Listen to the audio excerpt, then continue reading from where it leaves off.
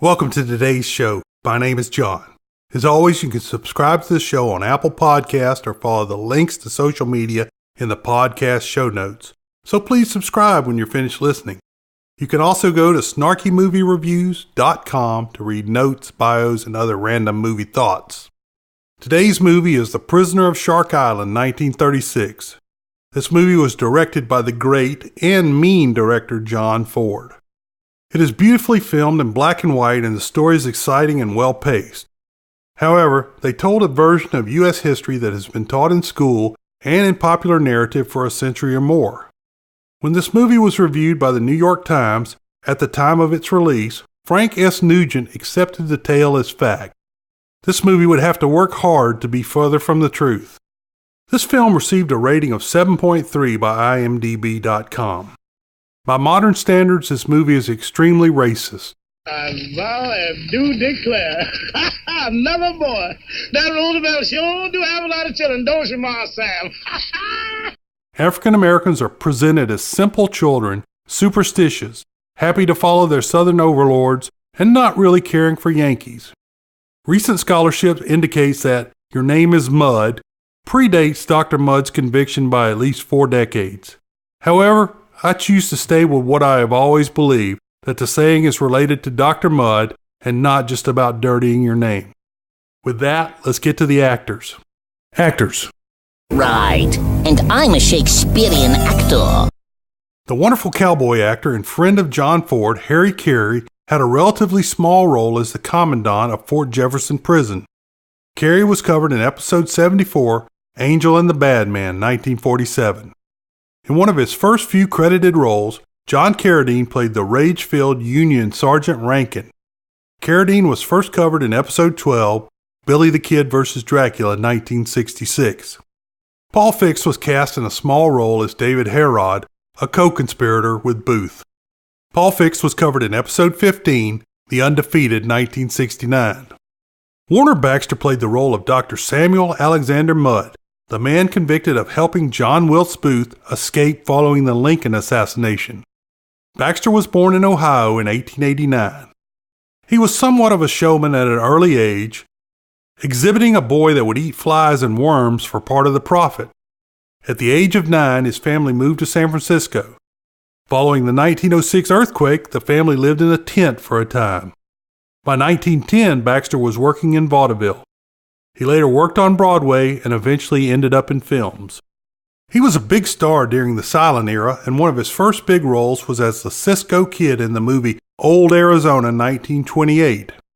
Director Raoul Walsh had to lose an eye to a jackrabbit for Baxter to get the role, since Walsh had planned on playing the part himself. Baxter won the Best Actor Oscar for the role and became the first American actor to win in that category. His other movies include Penthouse, 1933 with Myrna Loy, 42nd Street, 1933, Broadway Bill, 1934, and in what many consider his best role, The Prisoner of Shark Island, 1936. Slowly his career slipped into B-movies. He suffered a nervous breakdown and began making Dr. Ordway movies in 1943, the first being Crime Doctor, 1943. The easy shooting schedule helped with his medical condition. He was lobotomized because of arthritis pain. Oh my God! Following the surgery, he came down with pneumonia and died in 1951. He was lobotomized for arthritis pain? Gloria Stewart played Miss Peggy Mudd, the wife of Dr. Mudd. Stewart was born in 1910 in California. She acted in high school and college before moving to Carmel, where she continued to act. One of her plays was moved to the Pasadena Playhouse in 1932, and she was spotted by scouts from Paramount and Universal. She played several roles for director James Whale, including Old Dark House, 1932, The Invisible Man, 1933, and The Kiss Before the Mirror, 1933. Not really happy with the roles she was getting, and following the birth of her daughter, Stewart left film for stage work. In the 1940s, she opened an art furniture store. She continued this and other art projects until her husband fell ill in the late 1970s when she began working in television. She had 2 memorable roles during this time. At least the first one is memorable to me when she danced with Peter O'Toole in the very funny My Favorite Year, 1982. The next was when she played Old Rose in Titanic 1997. She received an Oscar nomination for the latter. Stewart died at the age of 100 in 2010. Arthur Byron played Peggy Mudd's father and Dr. Mudd's father-in-law, Mr. Erickson. The entire role was played as a crazy old Confederate veteran coot. Byron was born in 1872 in New York. I'm walking here! I'm walking here! Byron began acting on stage at 17 in his father's theater. He continued this work for 50 years. He is known for The Mummy 1932, The Prisoner of Shark Island 1936, and 20,000 Years in Sing Sing 1932. He died in 1943. O.P. Higgy played the Union Doctor McIntyre at Fort Jefferson. Higgy was born in Australia in 1877. He was educated and became a bank clerk. He began acting in Australia and New Zealand. He then moved to Britain and finally to the U.S. in 1901. He made it to Broadway by 1907 and started in films at MGM in 1928. In films, he is known for Bride of Frankenstein 1935, Midnight 1934, and The Prisoner of Shark Island 1936. From these films, he is beloved as the blind hermit that befriends and feeds the monster in Bride of Frankenstein 1935. He died in 1936. Francis McDonald played the role of assassin John Wilkes Booth. McDonald was born in 1891 in Kentucky. McDonald is not a well-known name in film, but the actor has a familiar face from its numerous appearances in film and television. He was active from the silent era through the golden age of television, amassing almost 350 roles. He began in stage work, but switched to film in 1913. Eventually, he became a major character actor and is known for Battling Butler 1926, Morocco 1930, The Plainsman 1936, The Prisoner of Shark Island 1936, Zorro's Black Whip 1944, and The Ten Commandments 1956. In the 1950s, he became a mainstay on television, especially in westerns. He died in 1968. Ernest Whitman played African-American Buck Milford. Whitman was born in 1893 in Arkansas. Whitman is best known for Road to Zanzibar 1941, Cabin in the Sky 1943, King for a Day 1934, and Stormy Weather 1943. He died in 1954. Etta McDaniels played Aunt Rosabelle Milford, wife to Buck and mother of 12 children. McDaniel was born in Kansas in 1890. McDaniels is best known for The Prisoner of Shark Island 1936, The Great Man's Lady 1942, and Son of Dracula 1943. She died in 1946. Story. Let me explain. No, there is too much. Let me sum up. On April 9, 1865, the Confederate forces under General Robert E. Lee surrendered at Appomattox Courthouse, and the 4-year-long Civil War was almost over. President Abraham Lincoln, Frank McGlynn Sr., comes out on a White House balcony and asks the military band to play Dixie. You want a speech, but I cannot make one at this time. I must have opportunity to think. Undue importance might be given to what I said. However, there is one thing I will do. You have a band with you. There's one piece of music I've always liked. Heretofore, it hasn't seemed the proper thing to use it in the North. But now, by virtue of my prerogative as President and Commander-in-Chief of the Army and Navy, I declare it contraband of war and our lawful prize. I ask the band to play Dixie. On April 14, 1865, President Lincoln goes to Ford's Theater to watch the play Our American Cousin. During the play, John Wilkes Booth, Francis McDonald, sneaks into the president's box and shoots him in the back of the head. After the assassination, Booth jumps onto the stage. However, he gets his spur caught on the flag draping on the president's box and lands poorly, breaking his leg. He shouts, "Sic Semper Tyrannis," thus always to tyrants, and flees the stage. As the president dies, Booth and his companion David Harrod, Paul Fix, flee south into the Dismal Swamp. Sounds nice. In southern Maryland, they wake a slave family. Although slavery was abolished in Maryland at the time, and get directions to Dr. Sammuel Mudd, Walter Baxter. In this movie, he is shown as a simple country doctor that wasn't too well off. In fact, Mudd was a major slave owner and wealthy Southern sympathizer until the war changed his fortunes. His home may have been a stop on the Confederate spy route as well. With the knock upon the door, Miss Peggy Mudd, Gloria Stewart, comes downstairs.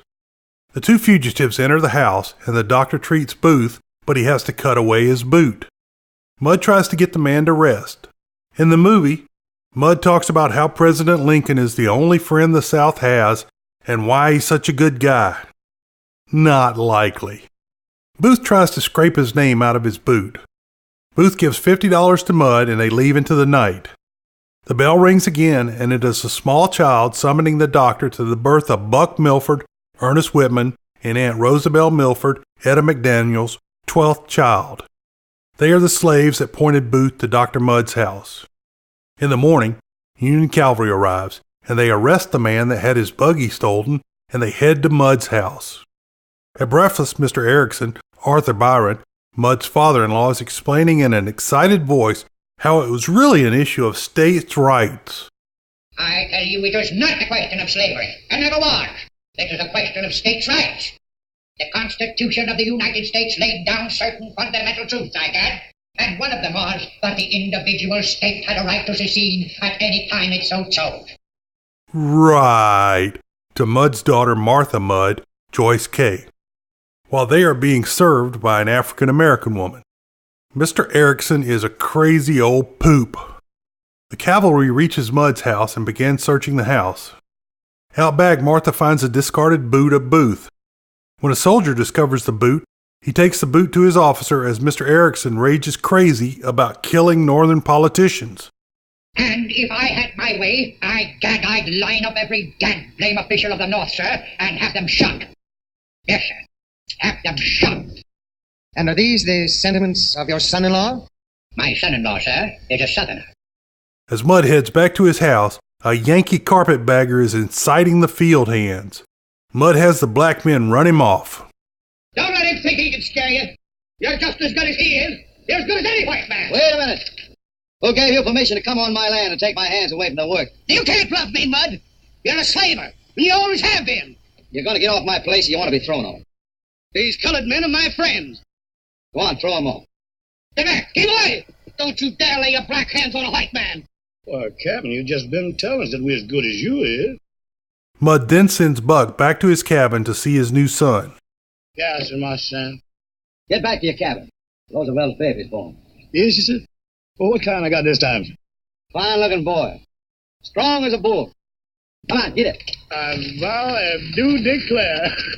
Never more. That Roosevelt sure do have a lot of children, don't you, Ma Sam? You hear that news? When Dr. Mudd gets to the house, the soldiers are waiting to arrest him. Mudd admits that he has seen John Wilkes Booth on the stage several times. They arrest Mudd on the spot.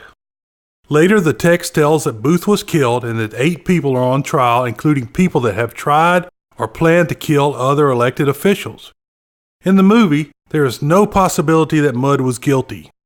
Historically, Mudd had met with Booth several times in Washington and at his farm. He'd also failed to report the setting of Booth's leg even after he found out that the president was killed. As the trial goes on, Mudd's family tries to see him but is kept away. The military trial doesn't use the regular rules of evidence and standards of conviction.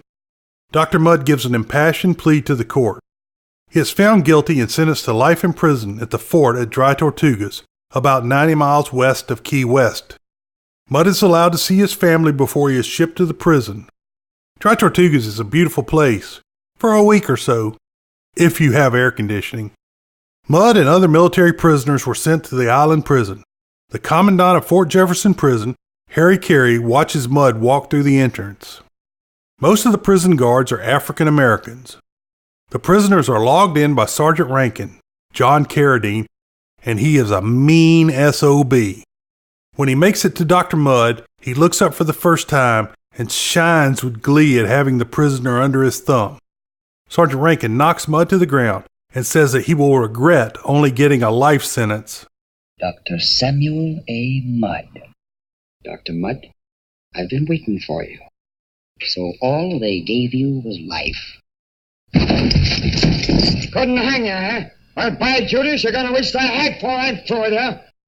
Sergeant Rankin shows the prisoners that the moat is full of sharks that they sometimes feed. He throws some meat in, and it is descended upon by sharks that may or may not have been played by dolphins. Mudd is taken to his cell, and he sees Buck wearing a Union Army uniform.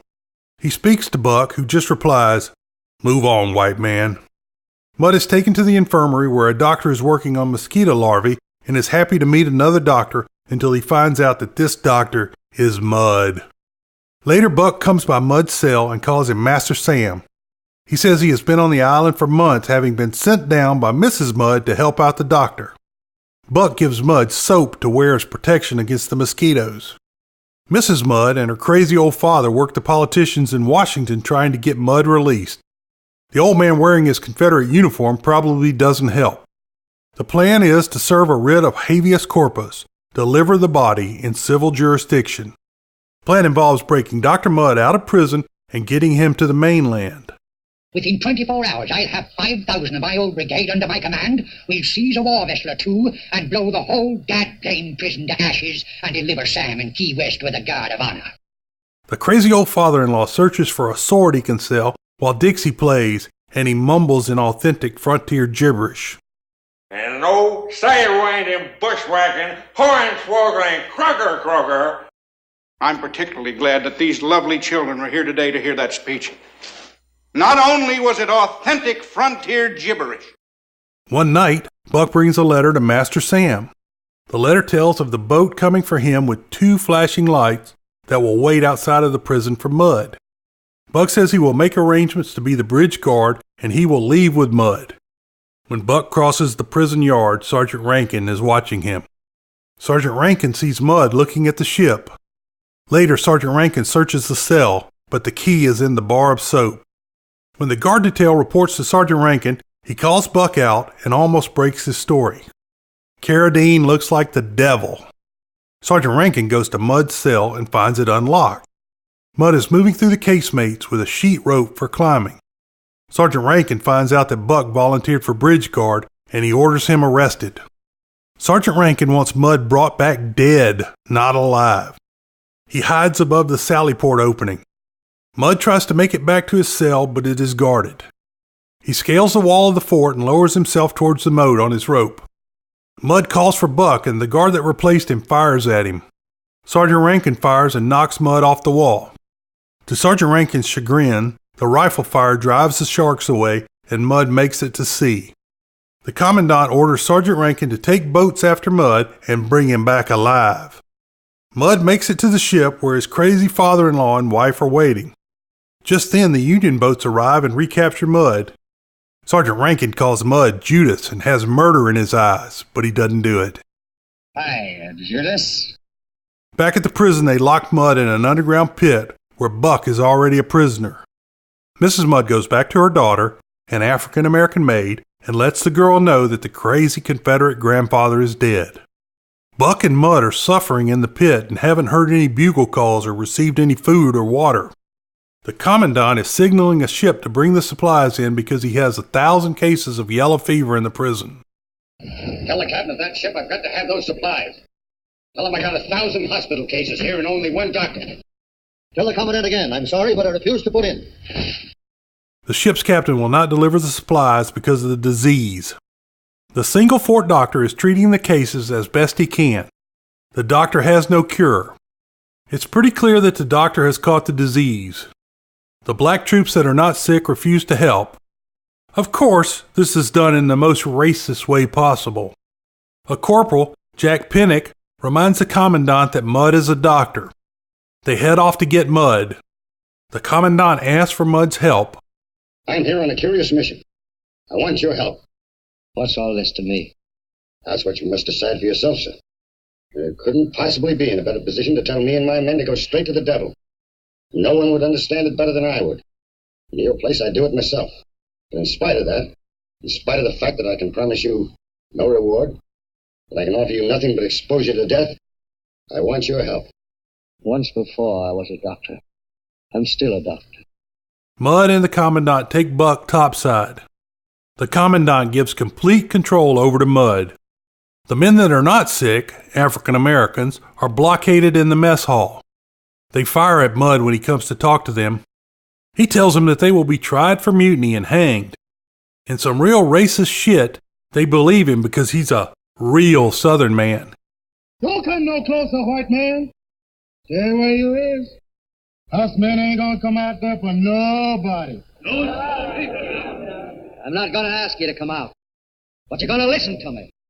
I'm just gonna tell you what you're gonna get. You're gonna get hanged, all of you. You soldiers. And you mutinied. You deserted your posts. You shot at your officers. They're gonna put a rope around your necks. And they're gonna choke you. Choke you till your eyeballs pop out. Y'all not talk like that. I ain't no Yankee talking just to hear himself talk. That's a Southern man, and he mean it. Yes, sir. For those of you that want to be saved and want to live, I got a proposition.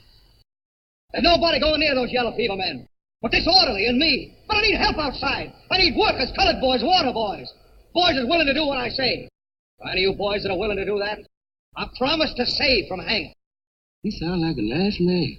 I don't want to go near them yellow fever boys. The white man say you don't have to. And besides, I'd rather be beside them yellow fever boys than hang my balls popped out. He says he needs colored boys to help him, and anyone that helps him will be saved from hanging. One of the men says, Mudd seems like a nice man. The African Americans start working just as a big storm blows in. One of the yellow fever victims is Sergeant Rankin, and he tells Mudd to get away from him and calls him Judas again. Buck gets well and he misses home. He keeps calling Mudd Master Sam. After 5 days, Mudd is worn out and gets angry about the supply boats standing offshore. Mudd can't sleep because he has yellow fever and he sees the boats riding in the storm. He wakes the orderly. They go to the middle tier where a gun crew is sleeping. They signal the ships to come in, but they refuse. Mudd says he will fire on the ships if they don't put in. The crew fires one round and the ship turns out to sea. Mudd orders the crew to fire on the ship, and when they refuse, he calls one of them something. They fire and hit the mast. The ship then turns into the fort. With the medicine and doctors from the ship, everything turns out all right. Mudd survives. The Commandant sends a request for a pardon for Mudd. The now well Sergeant Rankin steps up to be the first to sign the pardon request. They shake hands and war wounds are healed. Back in Maryland, Mrs. Mudd and Martha are waiting. Mudd looks healthy, and Buck in his Union uniform head to his house, still calling Mudd Master Sam. Rosabelle and Sam's 12 children are waiting for him in the road. Notes: Buck and Mr. Mudd would be in a federal prison for their part in the escape attempt. The Commandant would also be put in prison for turning his command over to a prisoner. So it didn't really happen that way. Historically, Mudd did attempt to escape by stowing away on a boat in 1865. He was caught and spent 3 months in a dark cell called the dungeon. He was not allowed to work in the hospital until a yellow fever outbreak in 1867. Mudd was given easier work and eventually pardoned in 1869 based on a letter touting his work saving lives and the work of his legal team with President Andrew Johnson's administration. Mudd died in 1883 at the age of 49. World-famous short summary: the myth of the lost cause is validated. I hope you enjoyed today's show. You can find connections to social media and email on my site at snarkymoviereviews.com. There are links in the podcast show notes as well. Remember, this show is completely free and independent. All that I ask is that you jump over to Apple Podcasts and give me a review. It really helps the show get found. Beware the Moors.